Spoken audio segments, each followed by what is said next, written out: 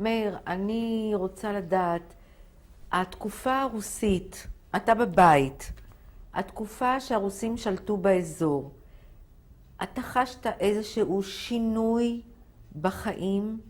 מאיזו בחינה? מכל הבחינות, מבחינה כלכלית, מבחינה חברתית, מבחינת הדת. לאיזה תקופה את מתייחסת? אני מתייחסת לתקופה הרוסית. כשאתה חזרת הביתה, השלטון היה רוסי, סובייטי, נכון? כן. היה שינוי משמעותי בחיים, בעיר, בעיירה.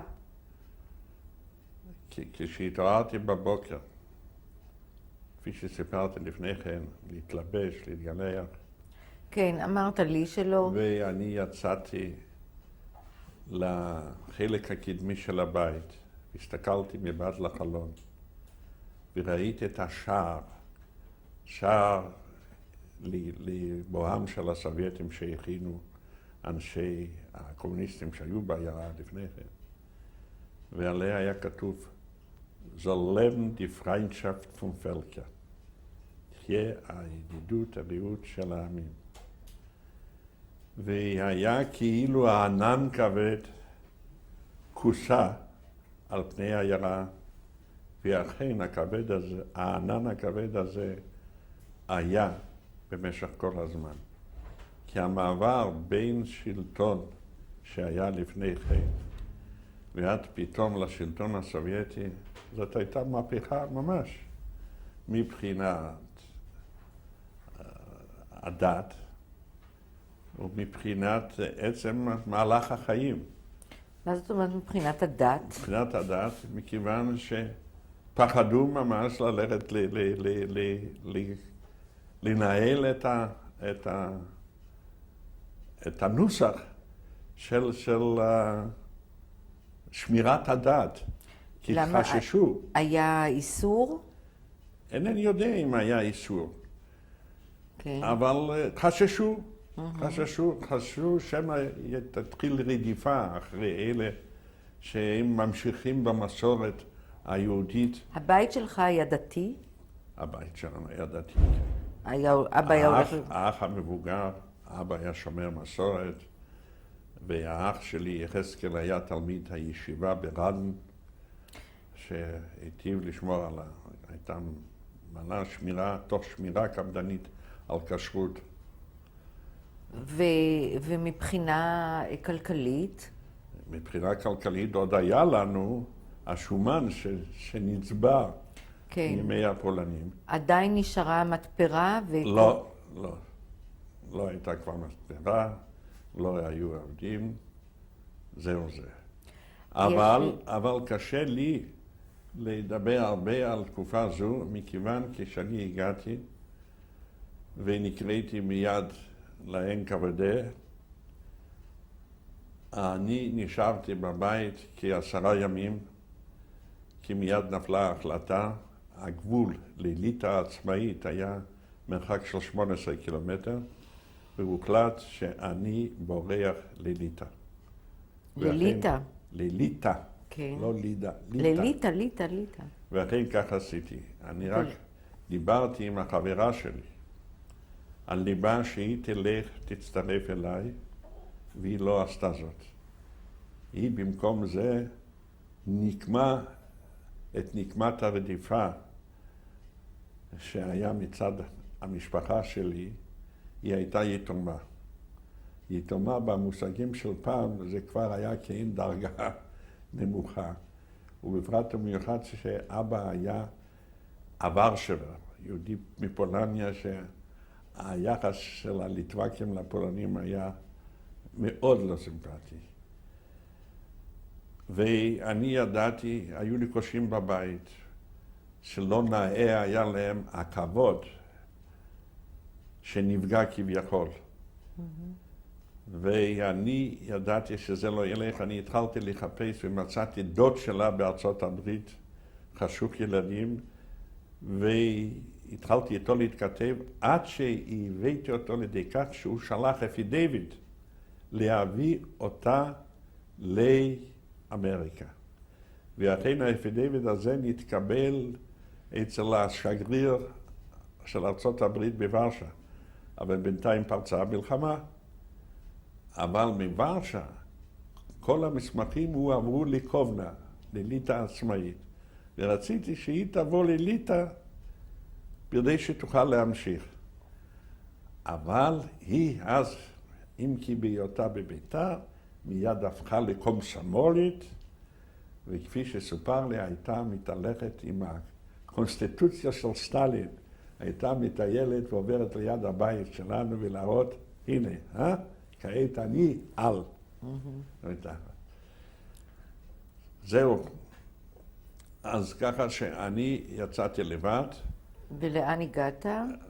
הלכתי עם מוביל שהיה הכיר טוב את האזור, היינו 3 לעבר ליטא, והגענו זה היה לילה קר מאוד, לפנינו עברו סוסים הרבה, כי היו מגניבים סוסים לליטא, ששם היו עוד הרובלים, היו מוכרים בהרבה רובלים, ואחר כך אצלנו הרובלים זה היה כסף.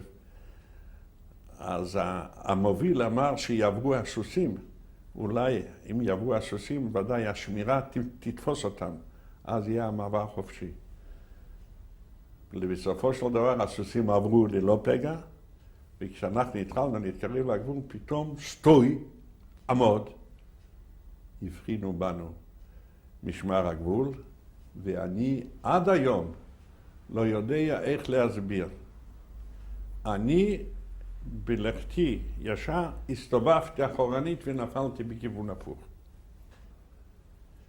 אסרו אותנו, משמר הגבול, למחרת התחילה חקירה, ואני טענתי שאני הולך מליטא לרוסיה. שאל השופט את הסקיפים, איך מצאתם אותו? אז הם אמרו, אכן, אלה השניים היו בכיוון לליטא, הוא היה בכיוון הפוך, ואני שוב אומר, אינני יודע איך להסביר את זה. בחבילה שלי שסחבתי איתי מצאו את הדיפלומה של גמר הסמינריון בווילנה, וזה התקבל, אמרתי להם. אז ראו באמת ככה, התחילו להאמין לי כל דבריי.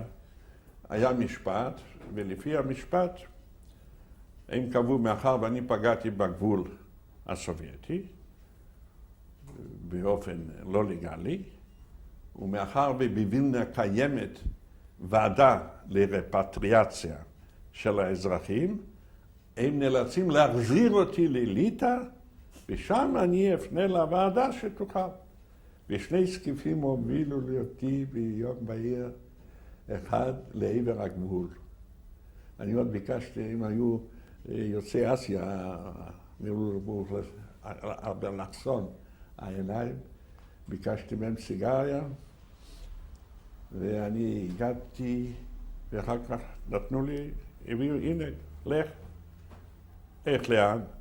אני התחלתי לקפוץ, פחדתי ממשמר הגבול הליטאי, כי היו מספרים שאם הם תופסים, הם נותנים מכות רצח.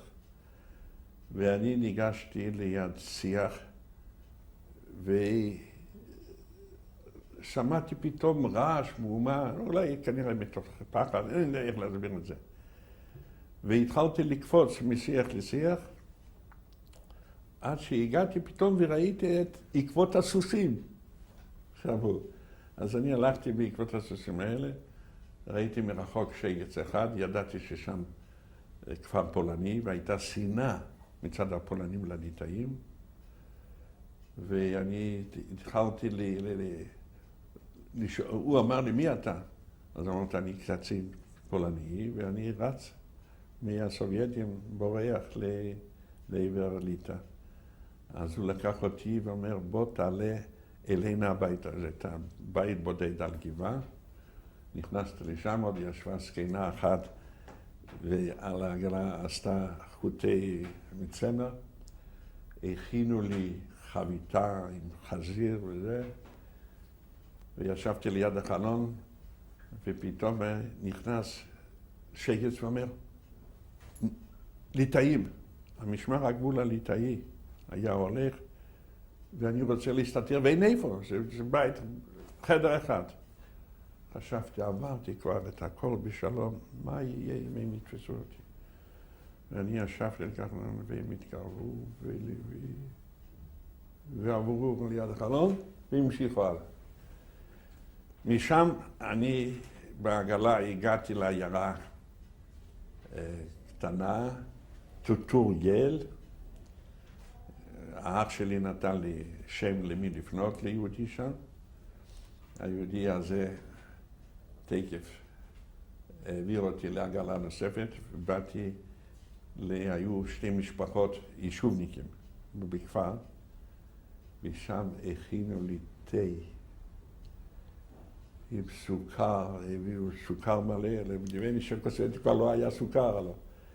וראיתי עיתון מווילנה, אובן קוריאה, וראיתי פתאום שוב, ושבס קודש טרייד נערה, והתחלתי ממש לבכות. כי בנבני שכבר היה העיתון האמס, עין מם עין סמך. היו אומרים אמס או לסוף. שמחתי, אני ילדתי שם הלילה, למחרת עליתי לאוטובוס והגעתי לווילנה. בעצם למה עזבת את דבנישוק? מה? למה? וילנה לא הייתה תחת שלטון רוסי, גם וילנה הייתה תחת שלטון רוסי. וילנה הייתה, לא, הייתה ליטאית. הם נכנסו לווילנה ומסרו את זה לליטאים. וילנה בעצם הלא בנה הנסיך גדימינוס. גדימין. אבל אני רוצה שתבינו את זה. הרוסים נכנסו, כבשו את וילנה וכולי וכולי. אבל אחר כך עשו מחווה והחזירו את וילנה והאזור לליטא. אז לליטא העצמאית. כן. אז כל ישיבת רדן ברחה והייתה בווילנה. והאח שלי, יחזקאל, יש לה פה התמונה, הוא היה כעין מזכיר של הבנתי. אז בעצם אתה הגעת לווילנה כדי לברוח מהרוסים. אני ברחתי מדבנישוק מהרוסים לליטא. כן, הבנתי. עכשיו אתה מגיע לווילנה. מגיתי לווילנה ואני מתי זה היה? זה היה, אני אגיד לך בדיוק. זה היה התחלה, 41. 41. כן. התחלת 41. כן. עדיין הרוסים נמצאים באזור של דבנישוק, כן. והגרמנים בצד השני. עכשיו, מה שמעתם? לא היו שמועות מה קורה בוורשה, בלודג', בלובלין, בכל המקומות האלה? לא שמעתם מה שקורה? לא, לא. לא ידעתם מה קורה עם היהודים שם? זה ידוע, לא, תראה, בליטא העצמאית היה עיתון כן, כן, השאלה אם אתם ידעתם מה קורה בפולין תחת הכיבוש. ידעו על רדיפות. על רדיפות. איזה רדיפות לא ידעתם? לא ידעו פרטים וכולי. לא ידעו. לא הגיעו פליטים מוורשה, לא הגיעו פליטים ממקומות אחרים וסיפרו? הגיעו, סיפרו על רדיפות. איזה רדיפות הם סיפרו? תראה, אני לא נכנס לפרט, אני לא יודע בדיוק. אתה לא יודע. כן, תראה, אני שמחתי שבאתי לליטא, שהצלחתי לברוח מהסובייטים, ואני הייתי הפליט היחידי, כי אסור לפליטים היה אסור לעבוד בעבודות מסוימות, רק עבודת פרח בכבישים וכולי. אני הייתי היחידי שקיבלתי אישור לעבוד כמורה. כי אני גרתי, כשלמדתי בסמינר, גרתי יחד עם אחד מאולקיניק, והוא היה המורה באולקיניק, ואחיו היה מנהל בית ספר של אולקיניק. אז אמרו, תראה, הנה, בא איצקוביץ', יחד למדתם וכולי, אולי אנחנו נקבל אותו באולקיניק למורה. אז בכדי לקבל את האישור, הרב של העיירה נסע עם יהודי אחד בשם סמורגונסקי, מעיירה קטנה, בוטרימוני, בלטמנס, שעליו סיפרו שהוא היה מאוד קרוב לנשיא הליטאי סמטונה, כאילו ושיחק איתו אפילו בקלפים. אז הם נסעו לקובנה, למשרד החינוך. במשרד החינוך הליטאי, הגויים, היה גוי אחד שסיים את חוק לימודיו בבית המדרש למורים בירושלים, ודיבר עברית רהוטה. הם קיבלו את הרב ואלה סיפרו עליי וכולי, וקיבלתי אישור לעבוד כמורה.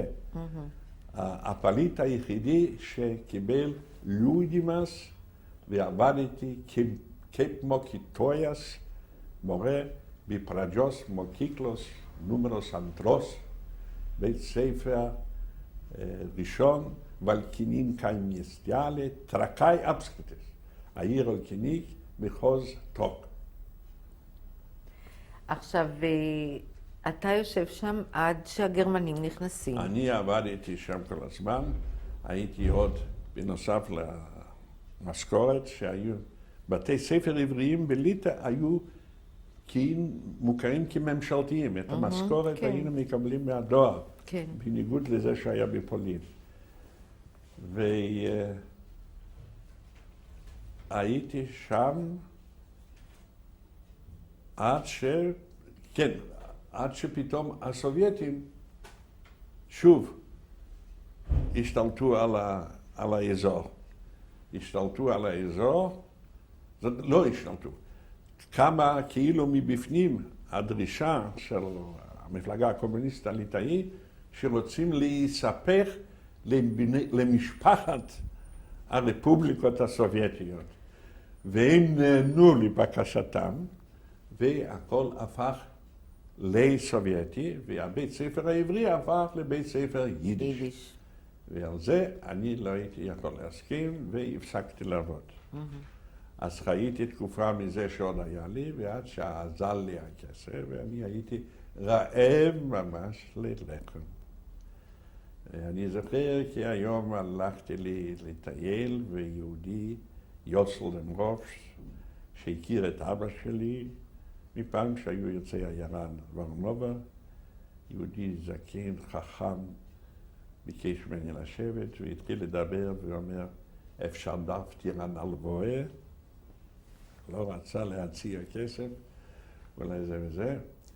אני אז התחלתי לעסוק, מאחר שאני קצת מצייר לפעמים, התחלתי לצייר שלטים.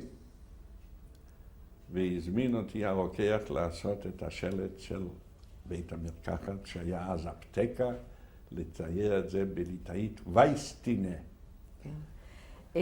מאיר, אני רוצה שאנחנו נתקדם, כי זאת תקופה מעניינת כשלעצמה, אבל אתה יושב בווילנה, אתה יושב תחת השלטון הרוסי, כך אחרת אתה מסתדר. מה קורה ב-41 שהגרמנים נכנסים גם לאזור הסובייטי?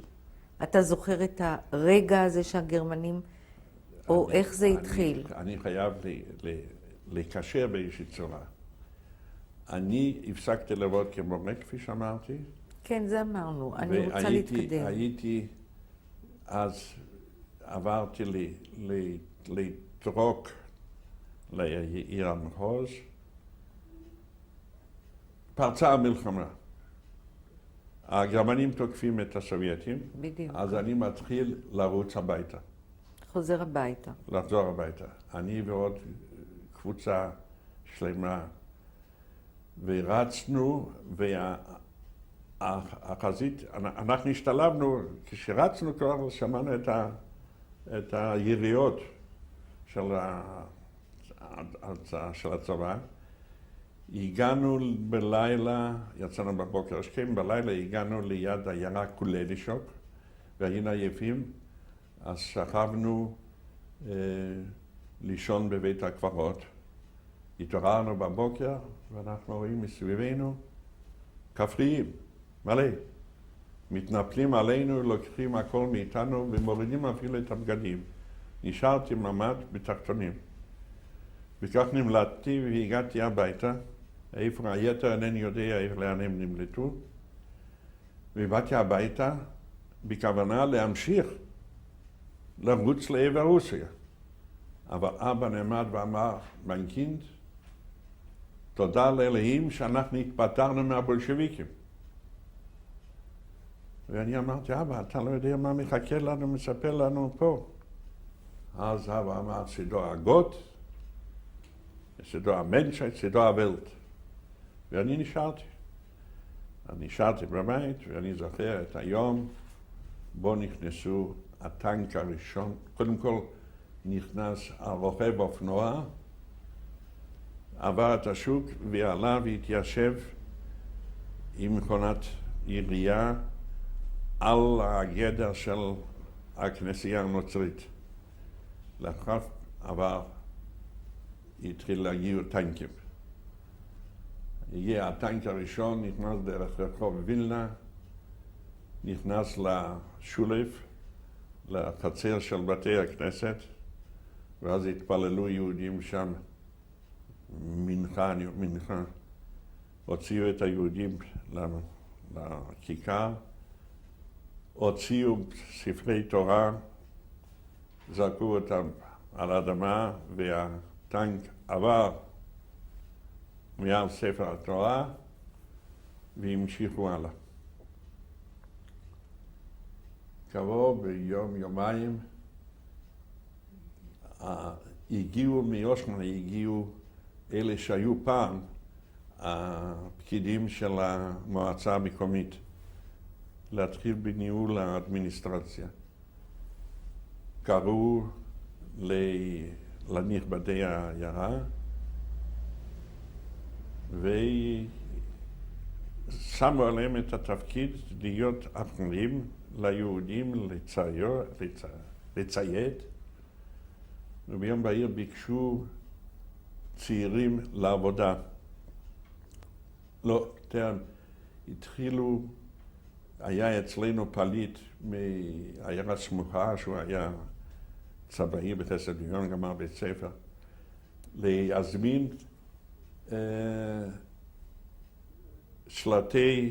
שלטים לשמות רחובות וקרעים וכו'.